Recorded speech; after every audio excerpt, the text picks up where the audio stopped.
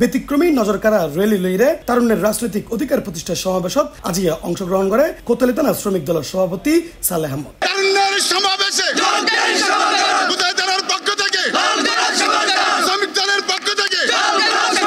প্রতিশ্রুতি নয় বাস্তবায়ন করার লক্ষ্যেই অঙ্গীকারবদ্ধ স্লোগানের সামনে রাখি আজিয়ে মে 10 তারিখ নগরের ফলমন্ডির সামনতুন উক্ত রেলিওয়া বাইরে ফ্লকডাউন মানব যাইরে উক্ত সমাবেশত অংশ লয়।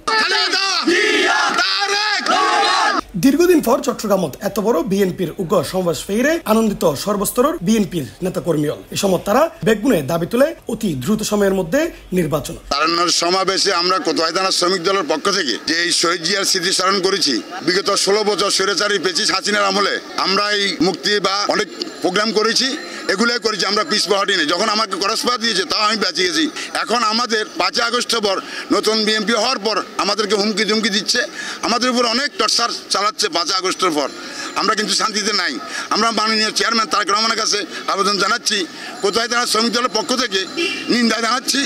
আমাদের একত্রিত বাস্তবায়নের পক্ষে আমরা সুস্থ একটি গণতান্ত্রিক পরিবেশে নির্বাচন চাই, মানুষের ভোটের অধিকার চাই। আজ আর প্রোগ্রাম হইলে তরুণের সমাবেশ, যেভাবে তরুণরা আন্দোলন করছিল এই সমাবেশ লাই আজ এই সমাবেশ প্রোগ্রাম মারে। তো আমরা এই জনসভার উদ্দেশ্যে আর এই প্রোগ্রাম প্রতি বছর কিন্তু আমরা এইভাবে করি। জিয়া রহমান সাজায় টান দিয়ে বিভিন্নভাবে অনুষ্ঠান করি। 16 বছর আমরা এইভাবে করি, শুধু আজ নয়। তবে হালিয়ে লাতি আর যে ব্যানার লাগাই প্রোগ্রাম মাঠের মধ্যে আর 3 ব্যানার হারে ফেলিয়ে না যে হাড়ক এবার কিন্তু আর এনলা ইন্টার নাই। এবার আর আজ এর টাইম আসছিল কিন্তু আর ব্যানার হারানো নয় এখন আর ইয়ে করি।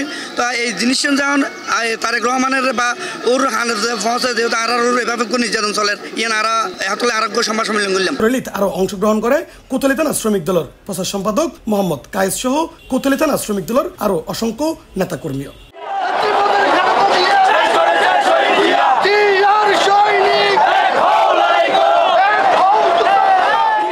C+ চট্টগ্রাম।